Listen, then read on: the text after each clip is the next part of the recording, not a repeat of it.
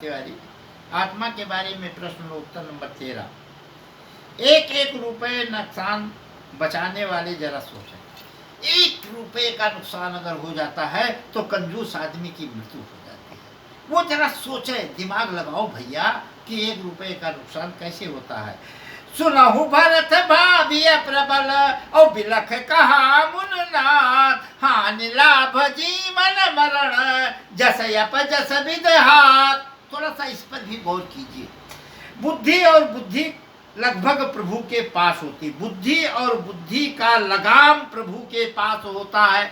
आपकी जो बुद्धि है उसका लगाम प्रभु के पास है। मैंने बताया है कि 33 करोड़ तरंगों द्वारा आत्मा आपके बुद्धि को संतुलित बनाती है और आगे चलाती है। यदि तरंग कट जाए तो या तो मंदबुद्धि के हो जाओगे या पागल हो जाओगे। अब आप कहते हैं मैं काम करता हूँ, एक पैसे का नुकसान कैसे हुआ?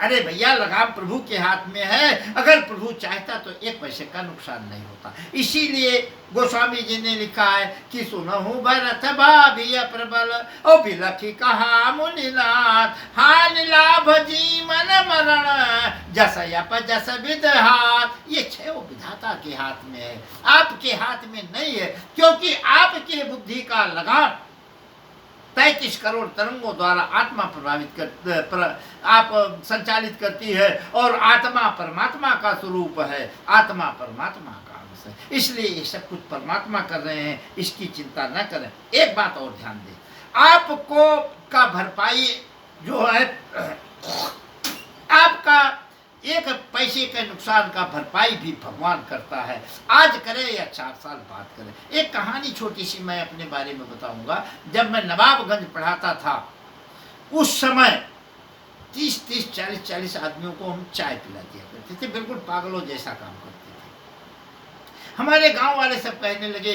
कि इसका खेत बिक जाएगा, ये बर्बाद हो जाएगा। लेकिन ना भैया, खेत बिका ना हम बर्बाद हुए, उसके 20 गुना आगे बढ़ गए। तो इसकी भरपाई, नुकसान की भरपाई मैंने अपने जीवन में देखा है कि भगवान ही करता है, क्योंकि आपके बुद्धि का लगाम भगवान के हाथ में है। वो जैसा आपके बुद्धि को फेरेगा वैसा ही आप काम करेंगे। इसलिए काम करना तो बहुत जरूरी है, मेहनत करना बहुत जरूरी है, हर काम में तल्लीन होना बहुत जरूरी है। लेकिन ये अगर कहीं लाभ या हानि होता है तो दोनों भगवान की दी हुई वस्तु है, क्योंकि हमारे दिमाग का लगाम भगवान के पास है।